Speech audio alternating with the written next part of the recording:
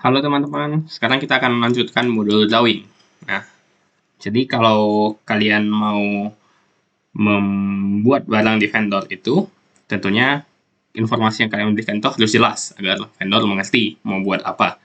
Nah, gambar seperti ini masih belum jelas, jadi kita masih harus berikan penjelasan lagi. Nah, salah satu cara pemberian penjelasan itu bisa dengan dimensi. Nah, eh, untuk ngasih dimensi itu, kita bisa klik yang dimensi di atas kiri ini, atau bisa pencet tombol D untuk shortcutnya. Kita berikan seperti ini.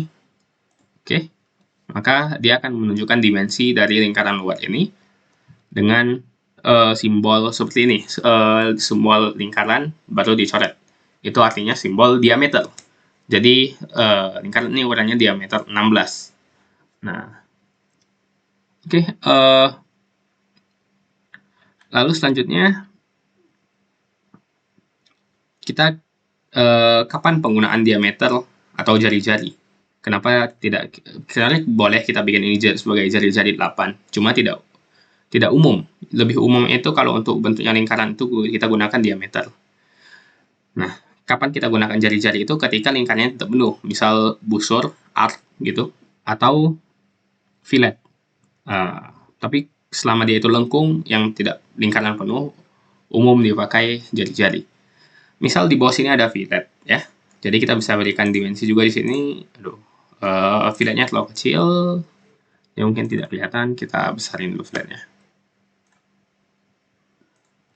Oke, nah ini sudah lebih gede filletnya. Nah, kita berikan dimensi. Kita berikan di kiri saja.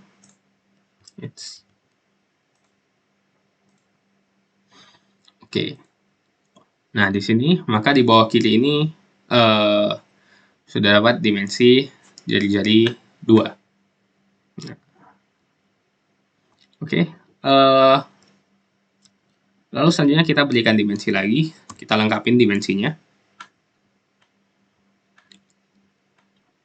Misalnya nah, bisa dilihat di sini kalau kita buat dimensi seperti ini, diameter 16, itu sudah ada sebenarnya di atasnya. Di atasnya sudah dikasih tahu kalau itu diameter 16. Jadi sebenarnya dimensi seperti ini tidak perlu, jadi nggak usah dibuat, karena itu bakal membuat pusing bagi yang membaca. Jadi kita undo, itu nggak usah dibuat. Kita buat dimensi yang lain saja. Nah, kita buat lagi dimensi itu diameter 10. Dimensi ini diameter 6. Nah, lalu garis putus-putusnya. Nah, ini sebenarnya naruh dimensi di garis putus-putus ini sesuatu yang sebaiknya dihindari, karena garis putus-putusnya banyak, itu jadi susah dibaca. Nah, jadi sebaiknya gimana kalau untuk garis yang putus-putus ini, ngasih dimensinya kalau bisa jangan di garis putus-putus. Kita ngasih dimensi yang diameter 7 untuk yang chamfer ini tidak harus di situ. Kita bisa taruh di lain tempat. Misal di sini. Nah, kita bisa berikan dimensi di sini. Nah, ini juga bisa memberikan dimensi 7. Tapi ini kan diameter kan. Tapi dia hanya ngasih 7. Gimana kalau kita mau ngasih diameter 7? Maka di sini kita berikan tanda diameter. Oke. Nah, maka dimensi yang diberikannya akan menjadi diameter. Oke. Nah, oke, sepertinya diameter yang kurang, dimensi yang kurang, apa lagi ya? Tingginya ya. Oke, kita berikan tingginya. Oke, dan tinggi dari sini ke sini. Oke. Nah, untuk dimensi sepertinya itu saja ya. Tidak ada yang kurang lagi sepertinya.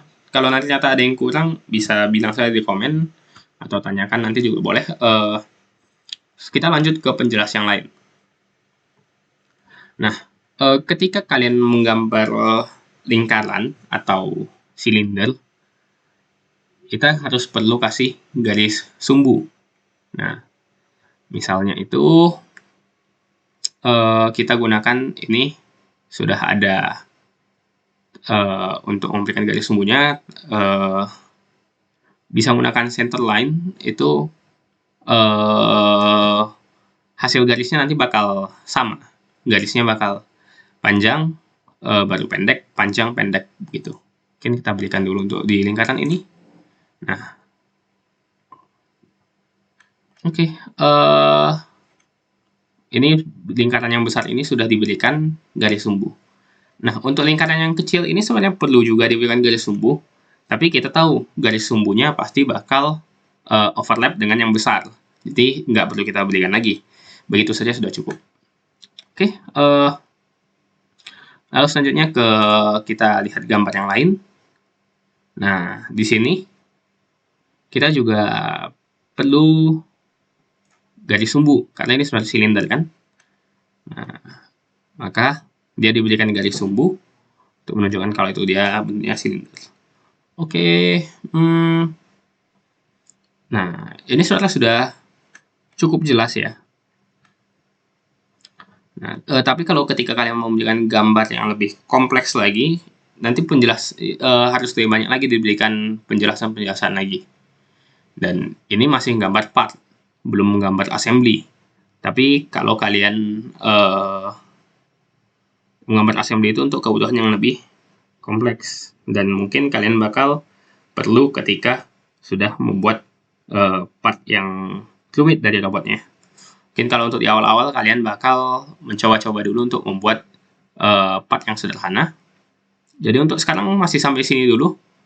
Ini ada banyak sekali ya penjelasan-penjelasan yang bisa digunakan untuk membuat gambarnya semakin jelas. Tapi untuk sekarang sampai sini dulu. Kalau mungkin ada yang ditanyakan, bisa tanyakan di Meet Synchronnya atau di komentar YouTube ini. Oke, terima kasih.